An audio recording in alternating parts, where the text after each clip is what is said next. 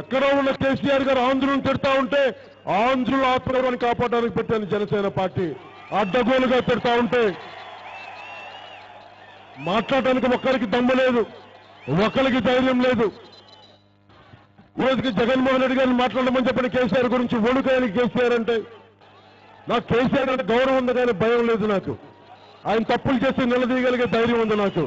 వెళ్ళి హైదరాబాద్ నిలదీయమంటారా నిలదీస్తా, వెళ్ళి వరంగల్లో నిలదీయమంటారా నిలదీస్తాను, కరీంనగర్లో నిలదీయమంటారా నిలదీస్తాను, ఆదిలాబాద్ నిజామాబాద్ ఎక్కడ తెలంగాణలో ఎక్కడికి వెళ్ళి మనం చెప్పండి, వచ్చి మాట్లాడతాం. ఈ పనిని జగన్మోహన్ రెడ్డి గారిని చేయమని చెప్పండి, ఆయన ధైర్యం ఉందని అడగండి. మహా అయితే పులివెందుల నుంచి అడగగలరేమో ఆయనకి, మొత్తం మనుషులను పెట్టుకొని. ఆయన అది కూడా చేయలేరు.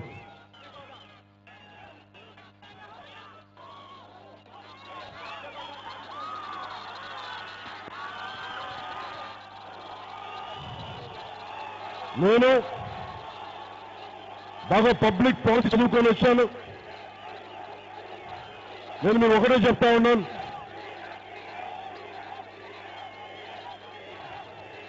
తెలుగుదేశం నాయకులు ఏదైతే ప్రామిస్ చేశారో వాళ్ళ ఎమ్మెల్యేలని కట్టుదిట్టం చేయలేరు. ఒక చింతమనేని ప్రభాకర్ దగ్గర నుంచి బోండా ఉమా దాకా ముఖ్యమంత్రి గారికి వాళ్ళ ఎమ్మెల్యేల మీద పట్టుపోయింది. ఆయనకి వాళ్ళకి పట్టులేని నాయకుడు, ఎమ్మెల్యేల మీద పట్టులేని నాయకుడు ప్రభుత్వం ఎంతగానో ఎలా నడుపుతారో మీరు అర్థం చేసుకోవాలి. అది నాకు భయం వేస్తా ఉంది. అలాగే కొన్ని వైసీపీ నాయకులు చంద్రశేఖరరావు గారు వస్తుందండి. ఓకే, జగన్మోహన్ రెడ్డి గారు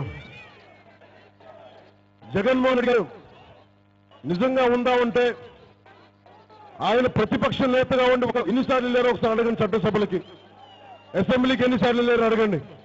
ఆయన అసెంబ్లీకి మనకి అజిత్ నగర్ లో డంప్ యార్డ్ సమస్య అంటే నన్ను ముఖ్యమంత్రినే అజిత్ నగర్ సమస్య తీరుస్తాను, రోడ్డు బాగలేవు నన్ను ముఖ్యమంత్రి అయ్యి చేస్తాను అంటే లక్షల సమస్యలు మీరు ముఖ్యమంత్రి అయ్యే వరకు ఎప్పుడు దాకా వెయిట్ చేయాలి?